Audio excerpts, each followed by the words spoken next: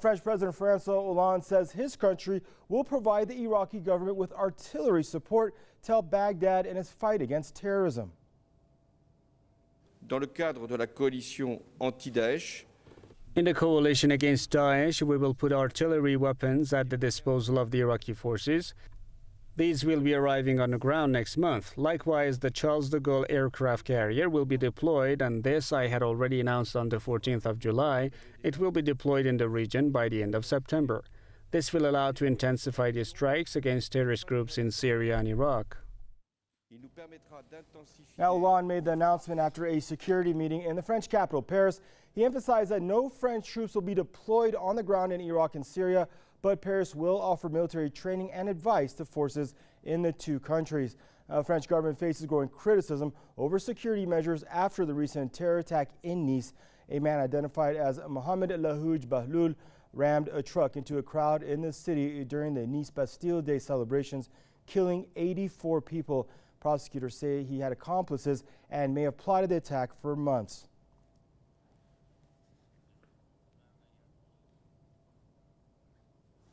And now we're joined by Mr. Max Igan, radio host and political commentator, joining us out of Peru.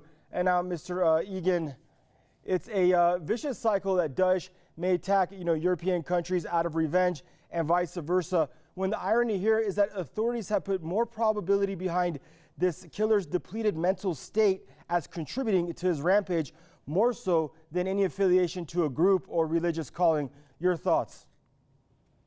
Well, look, I'd say that is probably the case. I mean, you'd have to be a little bit mentally unstable to do this in the first place. But all of these events, you'll see, simply because he's got a Muslim name, it can be used to ramp up the war on terror.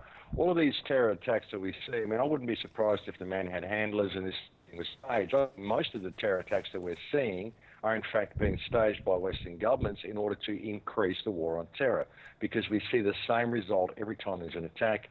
We see an increase in legislation, a further lockdown of the police state in Western countries, and a further exporting of arms and bombing of Syria, bombing of Iraq, just an increase in the war on terror, an increase in the flow of refugees. It always follows the same agenda.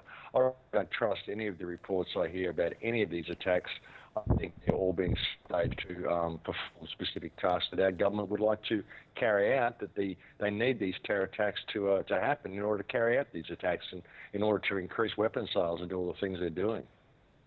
Now, do you think that François Hollande truly believes that by sending artillery into Iraq to target Daesh, that the security situation at home will somehow improve, or is he just trying to appease the French voter? I think he's trying to appease the French voters and sell weapons and just increase the war on terror. As you say, a lot of these arms are going to be going to bomb Syria anyway, because they're saying this is where Daesh is coming from. So, it's just all about escalating the conflict and making sure it continues.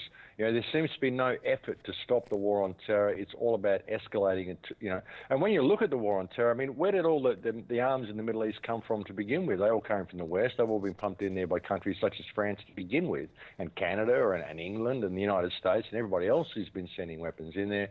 So sending more weapons into this area is not going to create any decrease in terrorist activity. In fact, I think it'll do quite the opposite.